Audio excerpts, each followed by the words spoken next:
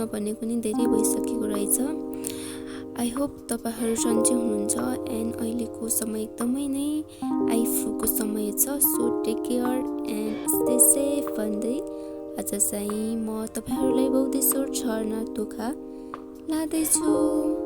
Okay let's start. हामी चाहिँ त्यहाँ जानलाई वसुन्धरामा नै बस्ने हुँदा ग्रिनल्यान्डबाट बस चढ्यौं।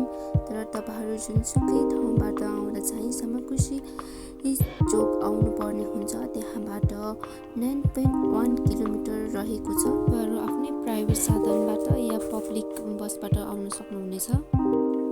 हामी चाहिँ पब्लिक बस चढेर गयौं। झरना चाहिँ टोखा नगरपालिका वार्ड नम्बर 1 मा पर्दछ।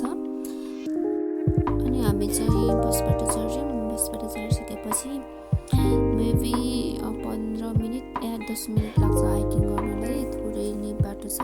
त्यसपछि हामी रमाइलो दृश्यहरू हेर्दै मकैहरू हेर्दै हिँड्यौं।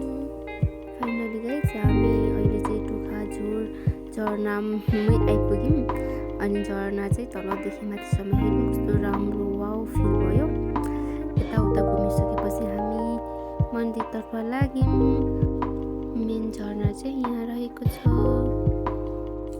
मन्दिर चाहिँ यो ठुलो ढुङ्गाभित्र रहेको रहेछ। अनि त्यहाँ पनि भिड अँध्यारो थियो। अनि त्यही पनि हामी भित्र गयौँ।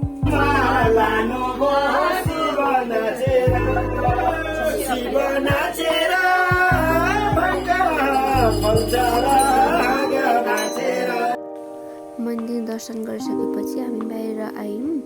बाहिर आएर झरनामा भिज्न गयौँ। It was so fun. एकदम रमाइलो भयो। त्यसपछि हामी एकछिन पानीमा खेल्यौँ रमायौँ। अनि फेरि मुनिको झरनामा गयौँ। त्यहाँ पनि भिडियो फोटोहरू खिच्दै म चाहिँ भिडियो बनाउँदै अघि हिँडेँ। त्यसपछि हामी कपडा चेन्ज गरेर हिँड्यौँ। अनि हामी खाजामा रोटी तरकारी खायौँ।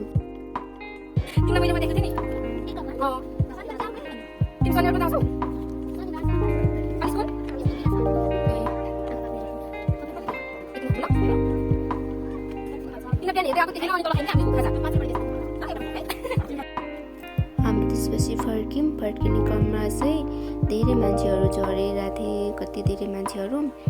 अनि हामी पनि रमाउँदै निस्क्यौँ। अनि माथि आएर खाजासाजा खायौँ। खाजासाजा खाएर हामी फर्क्यौँ। Bye bye, have a good day.